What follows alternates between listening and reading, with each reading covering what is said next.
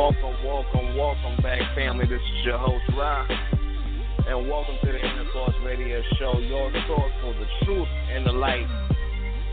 This is part 2 of the state of black minds in America.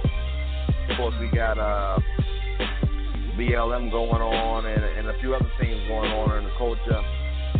And, we've been going through hard times as a culture and as a race in America for an extremely long time, and it's time that we get down to the bottom of it. It's time that we get it corrected, because at the end of the day, we control this place. We control our life as long as we control our minds. And for 400 years or more, our minds have been diluted and pointed in the wrong direction for corporation or for business purposes.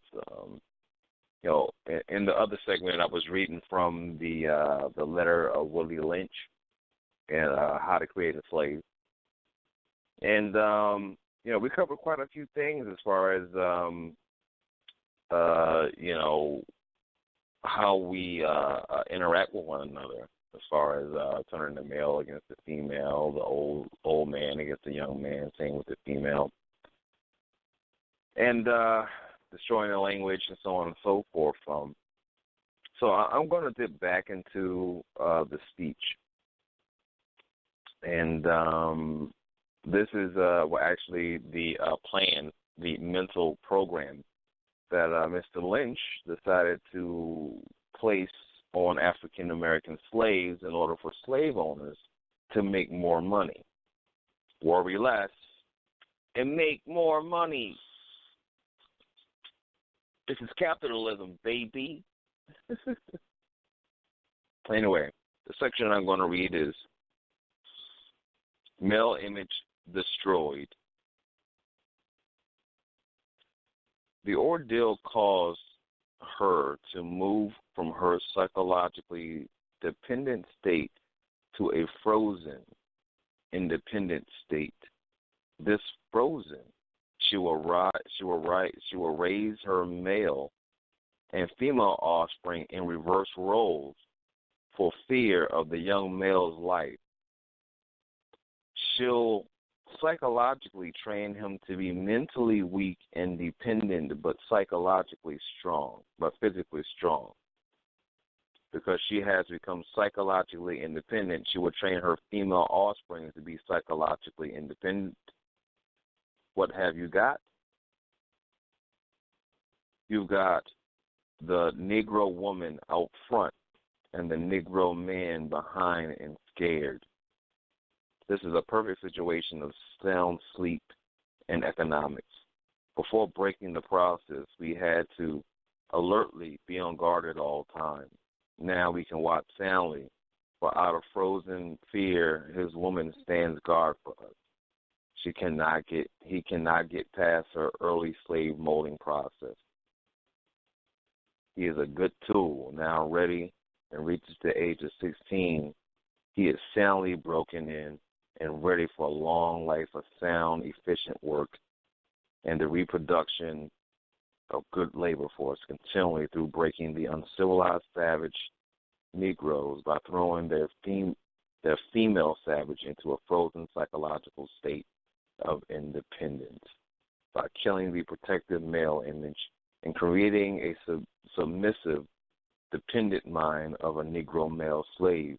We have created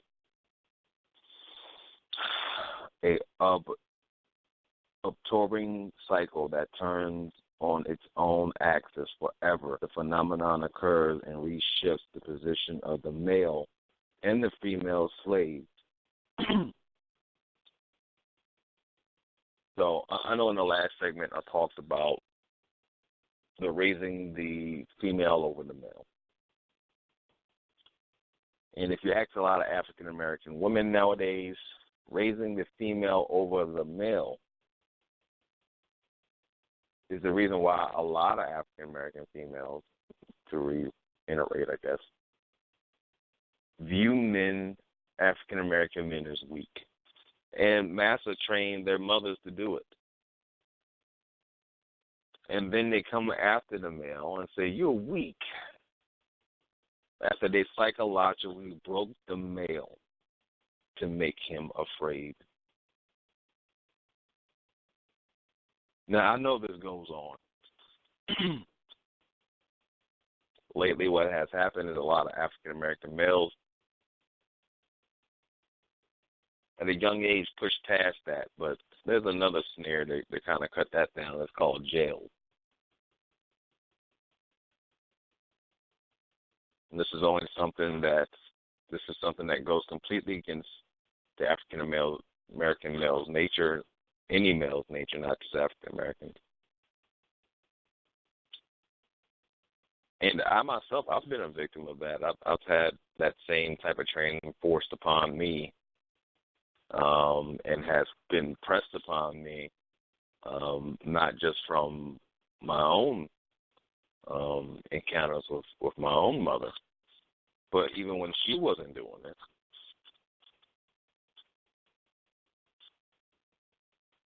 Whenever I stood up in places where I probably shouldn't have, quote unquote, I got a lot of flack from it.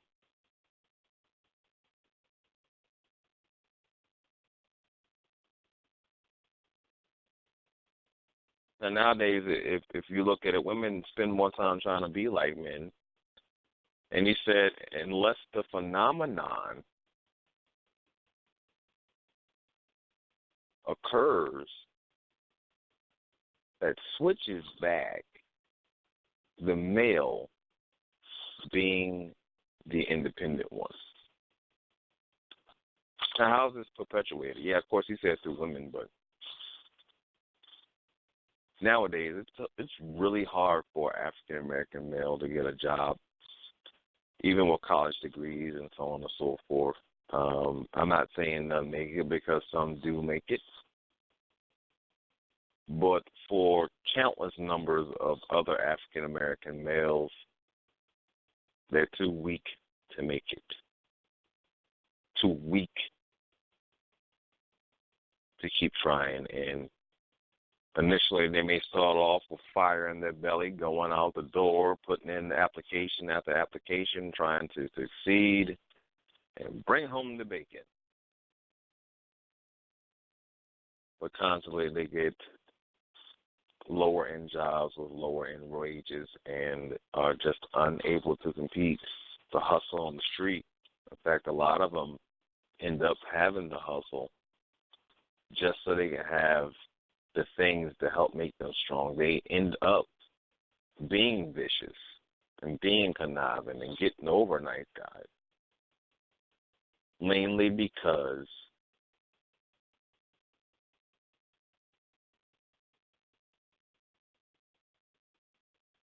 of what's going on. And the good, strong ones who find a way out end up getting killed.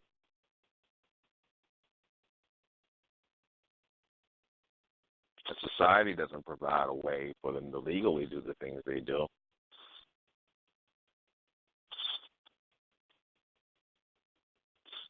It's a shame, because they have such great talent out there, but they're stuck in, my body's strong, I got to be deal with my body. And my mom used to press that on me. You're a big boy, you need to get out there and do it with your body, you know. But for me, I mean, I'm intellectual. I'm an intelligent person. I ain't a smart person.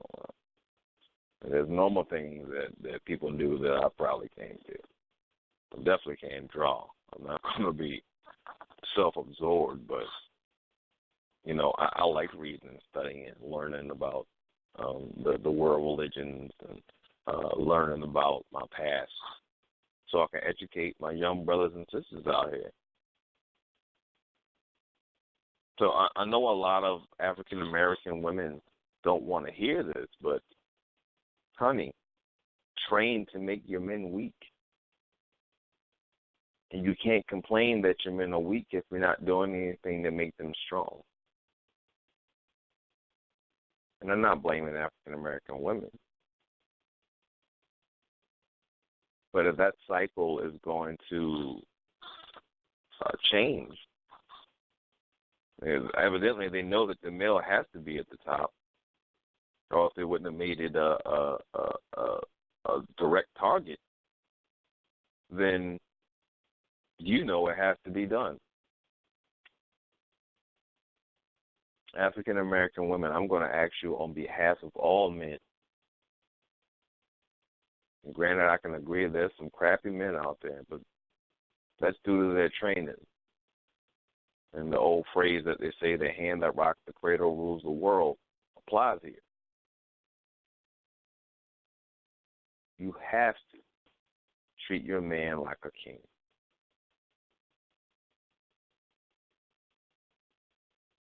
He may not look like a king. He may not act like a king. If he's abusive, leave him. If he's not trying, leave him. But if he's a man that's trying to make things happen, using his natural gifts and abilities, then it should be your joy to encourage your man and to keep him strong or to help him become strong. There's a story about Henry Ford. Now, Henry Ford wasn't the smartest guy, and he had low self-esteem because children would pick on him. He was kind of soft, weak, just like what they said here. But he found a woman that would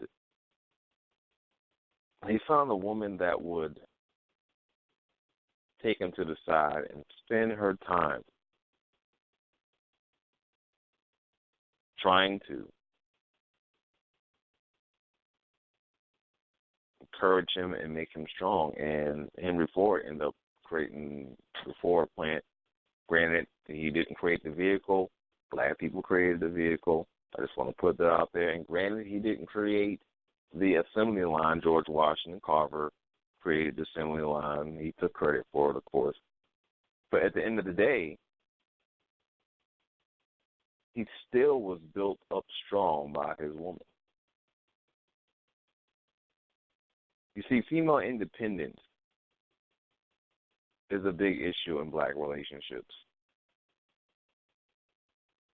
And typically, strong black men typically go with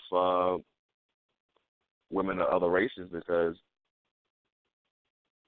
they were taught to be subservient.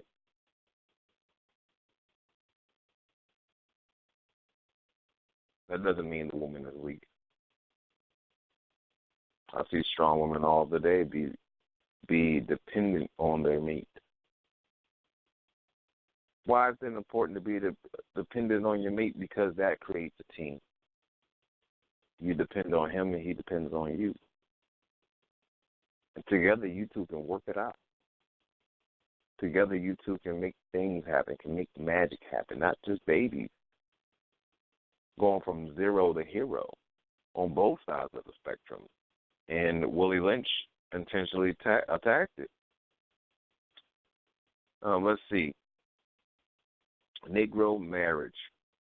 We breed 2 Negro males with 2 Negro females, then we take the Negro male away from them and keep them moving and working. Say one Negro female bears a Negro female and the other bears a Negro male. Both Negro females belong without influence of the Negro male image, frozen in independence. This will raise their offspring into reverse position. The one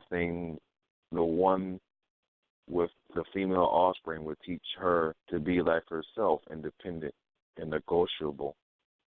We negotiate with her by her negotiations will at her will. The one with the male offspring will be frozen subconscious fear of her life, and she will raise him to be mentally dependent and weak, but physically strong. In other words, the body over the mind. Now, in a few years, when these offspring become fertile for early reproduction, they will mate and breed them and continue the cycle. This is good sound for long-range comprehension and planning. Warning: possible interloping negatives. They didn't want to make a good horse with a wild, natural state African. once again, further in the process of breaking down the mail.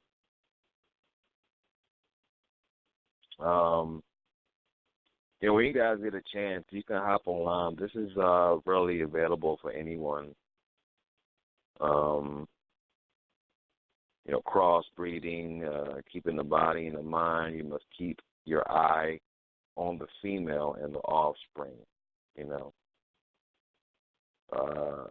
Concentration of future generations, therefore, break the female mother, and she will break the offspring in its early years of development. When the offspring is old enough to work, she will deliver him to you.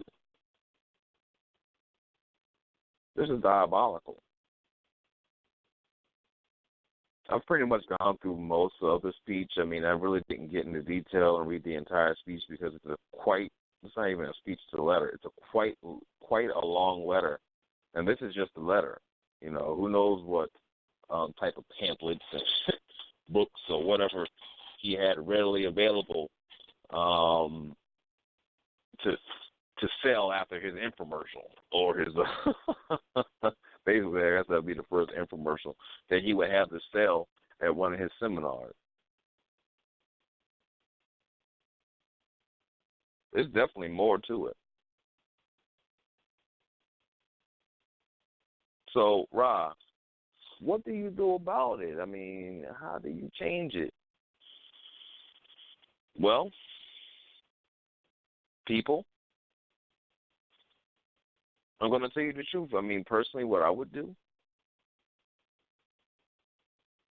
and what everyone else should do is read the Willie Lynch speech.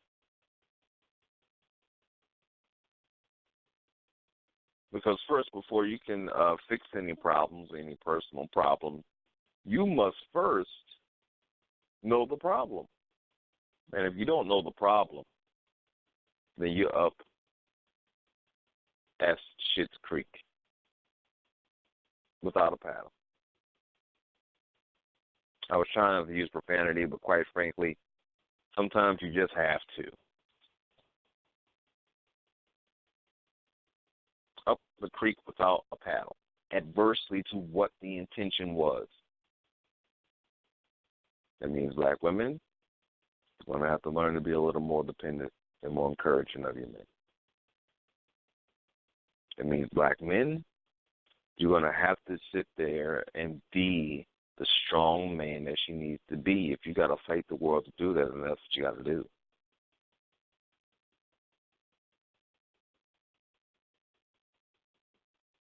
You can't go challenging the young boys out here anymore. Instead of going out on the block and being like, man, I ran this block for a long time. This is my block. You don't know about this is my block. Instead of doing that, it's time to, if you ask me, it's time to go out there and teach these young boys and reach these young boys instead of trying to beat these young boys. Older black men, you shouldn't be in competition with your own people. You think you're helping yourself, but what you're doing is hurting your race.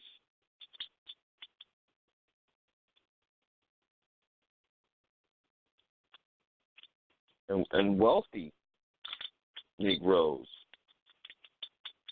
black folk who get ahead in the world.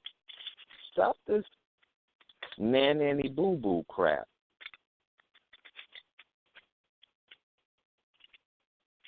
I'm better than you crap. You got to cut it out. And women, this is real talk, people. I mean, I know people don't want to hear this. I know they don't want to hear this. But this is real talk. They basically, just in that letter, gave you a brief understanding of how they programmed you to be backwards. Because being backwards meant the detriment of your community, meant the destruction of the family, so on and so forth. And it's our job as responsible black Americans to change that. there will probably be a third part to this. Where I'll talk to Greg and see what he thinks about. But you have to read the speech and know what kind of mental programming you're dealing with. You got to know that. You know, for years I dealt with this type of stuff with my mother. They call it Willie Lynch syndrome. And you should be able to sue the U.S. government for doing it. I'm going to be absolutely honest with you. You should be able to sue the U.S. government for this mental condition in order to change the mental condition, to get monies to change the mental condition of African Americans. You see, the only way that we can ever come together as a people is if family starts to come together as a people. And family won't come together because the male has to learn to be strengthened or has to be strengthened and put in positions of strength and of power in order for him to feel and be the head of his home. And the woman has to be dependent on him to do those things that a man should do. Creating balance. Right now, women do both sides of it. And some women may not like it. This is not something popular. I really don't care. I'm reading off of how we're programmed to think. And I'm giving you the simplest way to undo it is to do the opposite of what they trained you to do.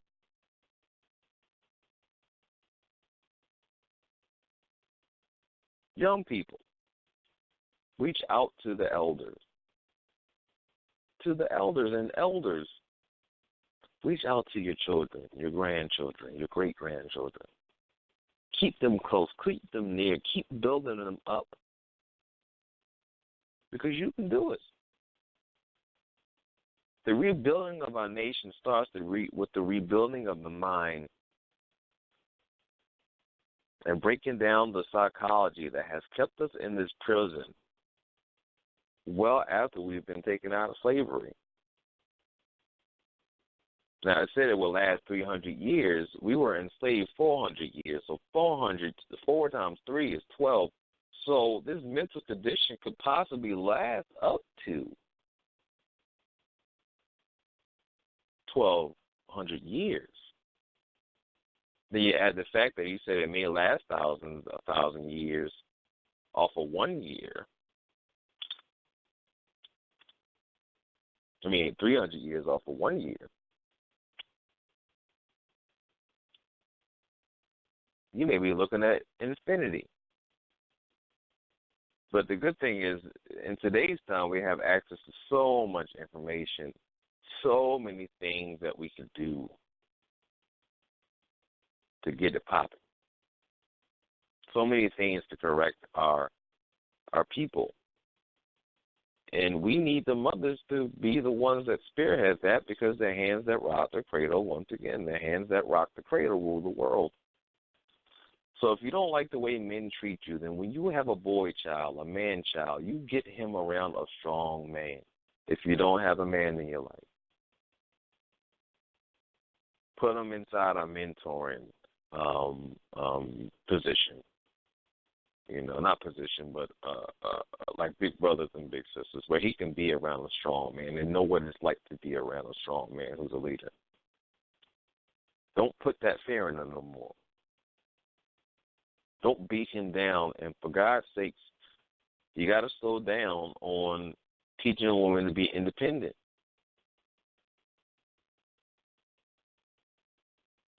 Because it breaks the family.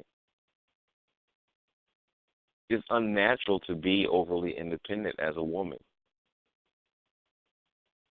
Does that mean that you're dependent on your man makes you a weak woman? No. Not at all. Anyway, people, we're running out of time. I probably will get a little bit deeper into this because the whole point of the Inner Source radio show is to help my people. And as I disseminate this information, I literally help myself become a better person, a better human being, and hopefully a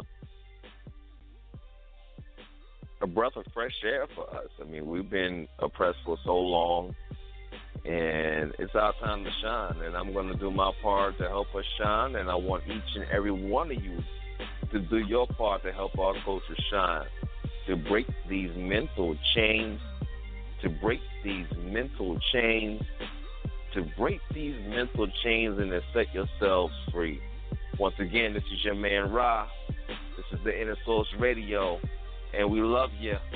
Come back for the next episode. Peace.